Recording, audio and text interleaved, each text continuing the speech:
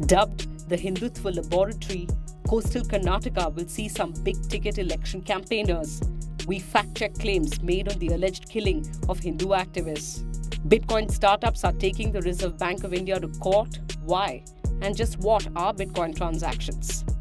Also, these men and women helped rebuild Britain in 1948, a country that now denies them and their children citizenship.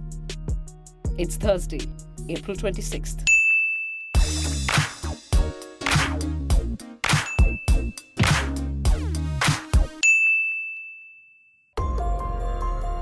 It were these images of a mob of Sri Ram Sena activists dragging young women by their hair, assaulting them outside a pub in Mangalore, that first put the spotlight on communal polarization in coastal Karnataka. Religion-based moral policing has now become the order of the day. Made up of Dakshina Kannada, Udupi and Uttara Kannada, coastal Karnataka has often been referred to as Hindutva's laboratory. It is here that Narendra Modi and Rahul Gandhi will embark on the final leg of the campaign for Karnataka. What's at stake? Let's look at the seats breakup. It's more a battle of ideologies, as coastal Karnataka accounts for only 19 seats in the 224-member assembly. In the 2013 election, the Congress won 14 and the BJP 5. In the 2014 general election, the BJP won all 3 Lok Sabha seats. What's the backstory of Hindu-Muslim clashes? How did the right-wing Hindutva groups and fundamentalist outfits like PFI take root? The 1990s, particularly the period post the Babri Masjid demolition, were characterized by many minor communal clashes. But the Surathkal communal riots of 1998 is widely seen as the spark that lit the fire. 8 people were killed in the riots that started after the Hindu Jagrana Vedike assaulted a Muslim man for fraternizing with a Hindu woman. It is in the years that followed that the Karnataka Forum for Dignity, which in Kerala is known as the PFI or the Popular Front, took root, almost as a communal counterforce. Who are the BJP's Hindutva warriors in coastal Karnataka? Anant Kumar Hegde, Member of Parliament from Uttara Kannada and a junior minister in the Modi cabinet, is a firebrand Hindutva voice who has been mobilizing support for the party in coastal Karnataka. Hegde was booked for hate speech in 2016 and was recently in the news for saying, quote, "We are here to change the constitution." Shobha Karandlaje, close aide of BJP Chief Ministerial candidate Yediyurappa, an MP from Udupi Chikmagalur, matches Hegde in Hindutva rhetoric. It's Karandlaje who wrote a letter to Union Home Minister Rajnath Singh listing the names of 23 Hindu activists alleging they were killed by Muslim outfits. Is there truth to the BJP's claims? Karandlaje was referring to the Popular Front of India and the Karnataka Forum for Dignity, Muslim organizations known for their radical Islamist politics. Since July 2017, the letter has been used by Sangh Parivar organizations to mount a divisive campaign in the state. They have blamed the Congress government of Muslim appeasement and shielding the PFI.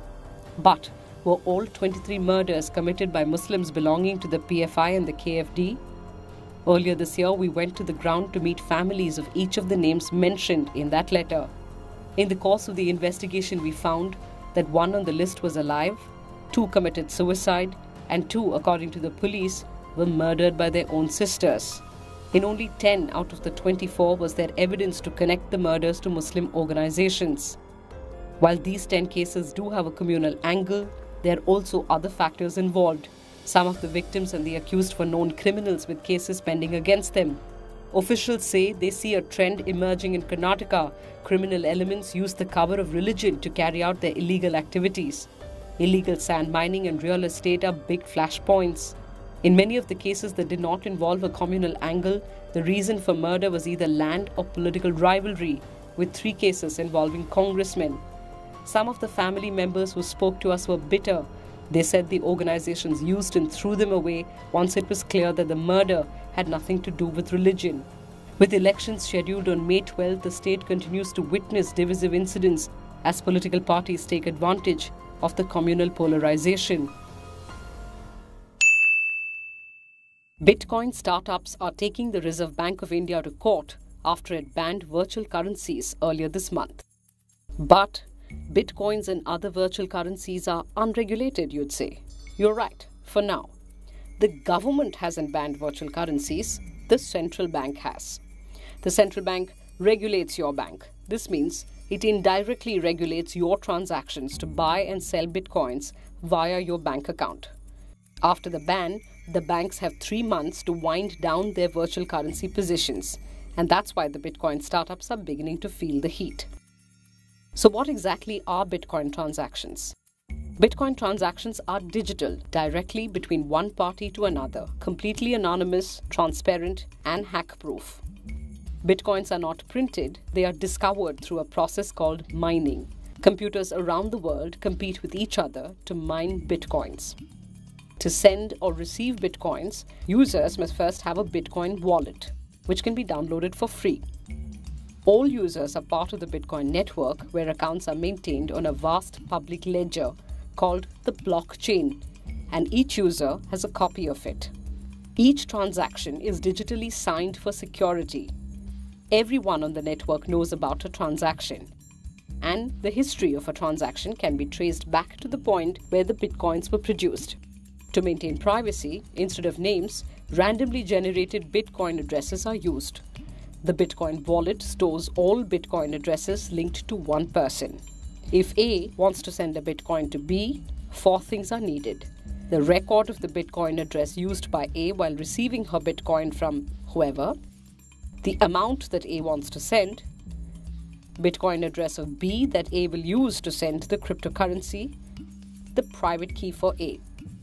Once a transaction occurs, miners have to approve the transaction and put them into blocks for solving it. Earlier, mining for bitcoins could have been done with a personal computer. But now, because of increasing complexity in the network, people use dedicated machines like these to keep the algorithm running. These mining computers require a vast amount of energy to run. As the Bitcoin price increases, more miners enter the market, driving up the energy consumption further. The Theresa May government is under fire after thousands of the Windrush generation, the children of largely black men and women that helped rebuild post-war Britain, have come out to say they have been declared illegal immigrants, deported or face deportation. Thousands from Caribbean countries including Trinidad, Tobago, Jamaica immigrated to the United Kingdom between 1948 and 1971 to fill Britain's shortage of labour. They are called the Windrush generation after the first Jamaican liner MV Empire Windrush brought 500 men and women to Britain in 1948. But now they find themselves thrown out of homes, denied medical treatment, in spite of the Nationality Act and the 1971 Immigration Act that guarantees them citizenship. Can she tell the House how many have been detained as prisoners in their own country? Can she tell the House how many have been denied health under the National Health Service? How many have denied pensions? How many have lost their job? This is a day of national shame. Under pressure, Prime Minister May has promised reparations. But it was in fact her who in 2012 as Home Secretary introduced the stricter immigration rules that have caused this.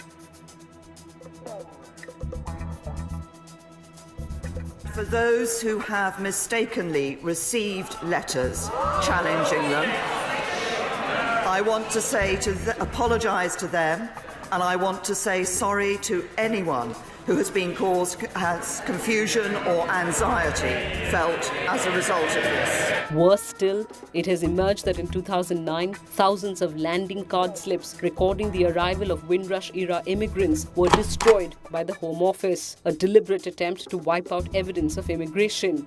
The UK media has also called this a visibly racist move. So, that's your Thursday. Same place, same time tomorrow.